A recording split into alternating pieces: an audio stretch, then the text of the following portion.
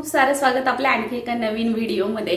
तर आज आहे 22 जानेवारी आणि 22 जानेवारीचे सकाळचे 8 वाजलेले आहेत आणि आमच्याकडे सामुदायिक श्री रामरक्षा स्तोत्र आणि हनुमान चालीसाचं पठण आहे। तर आम्ही तिकडे जाणार आहोत आणि सकाळपासून बऱ्यापैकी तयारी केली आहे, रांगोळी झाली आहे, प्रभू श्री रामचंद्रांची पूजा ही झाली आहे। तर तुमच्याशी थोडंफार शेअर करेन, तिकडे गेल्यावरही थोडंफार जमलं तर करेन, नाही तर मग घरी आल्यावर कंटिन्यू आहेच। तर चला आता मी रांगोळी दाखवते, मी पूजा केली आहे ती दाखवते आणि आता मी जाणार आहे तिकडे। आहे 1 तासाचा प्रोग्राम आहे, बघूयात आता किती वेळ लागतो तिकडनं आल्यावर बाकीचं आपण। तर इथे बघा मी पूजा केलेली आहे सकाळ सकाळ छान अशी, आणि इकडे अजून देवाची पूजा बाकी आहे, पण मला जायचं म्हणून मी ही पूजा करून घेतली अगोदर। आणि इकडे पाहत असाल तर छान असं सगळं स्वच्छ झाडून पुसून घेतलंय आणि सुंदर अशी रांगोळी सुद्धा इथे मी काढलेली आहे। तर बघा या पद्धतीने खूप घाईत उरकून घेतलंय, तुळशीची वगैरे पूजा केली आहे, सडा बिडा वगैरे सगळं करून घेतलंय आणि स्वच्छ झाडझूड वगैरे सुद्धा केली। तर चला आता मी निघणार आहे, जमलं तर नक्की थोडंफार शेअर करेन। तर चला, तर आता मी आलेली आहे हनुमानाच्या मंदिरामध्ये। इथे आम्ही श्री रामरक्षा स्तोत्र आणि हनुमान चालीसाचं पठण करणार आहे। आणि सर्वात अगोदर सॉरी म्हणेन, कारण हा व्हिडिओ खूप लेट येत आहे, अगदी 10-12 दिवस।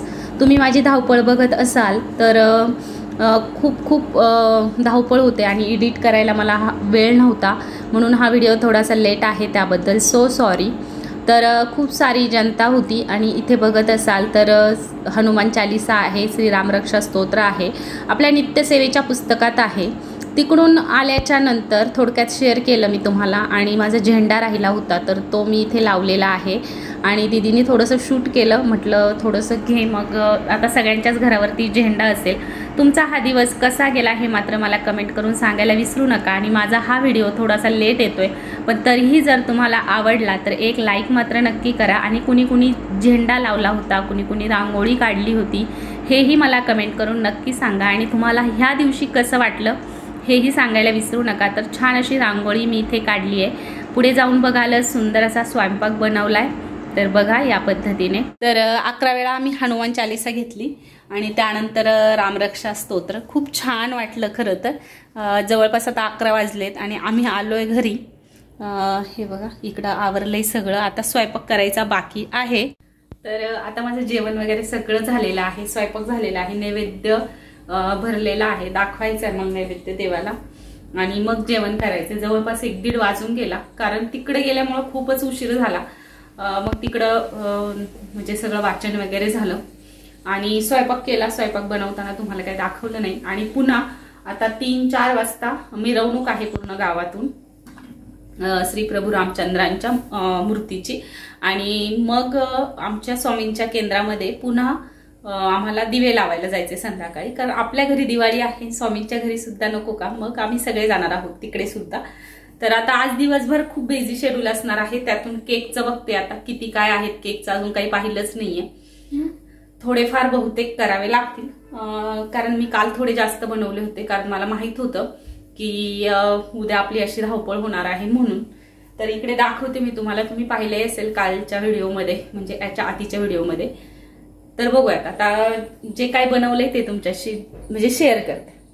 तर आता इकडे बघत असाल तर इकडे सगळा आपला स्वयंपाक जो आहे तो रेडी आहे आणि इथे मी नैवेद्याचं ताट सुद्धा भरलेलं आहे।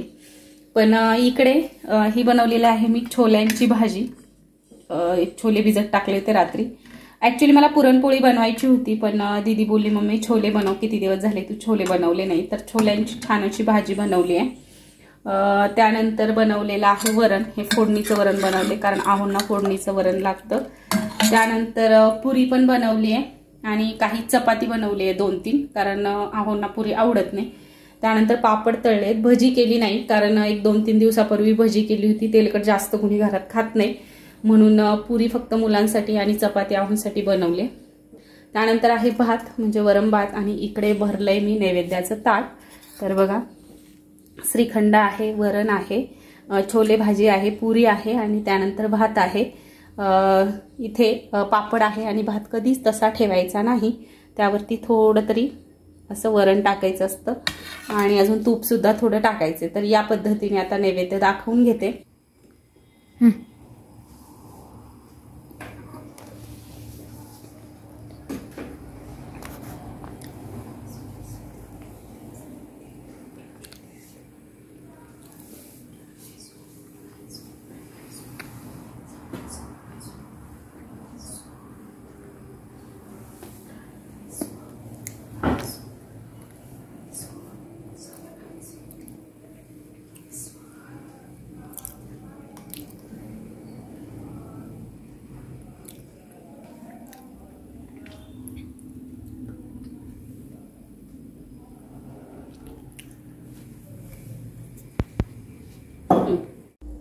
तर आता हे बघा, मी दिवे वगैरे काढले. डायरेक्ट 6 वाजता तुम्हाला भेटते, कारण थोडासा आराम केला आणि आहे अशीच आहे अजून.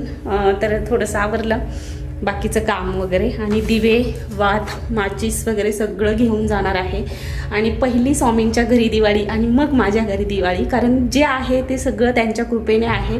तर आता अगोदर मंदिरात जाणार आहे, तुम्हाला दाखवेन. तर चला.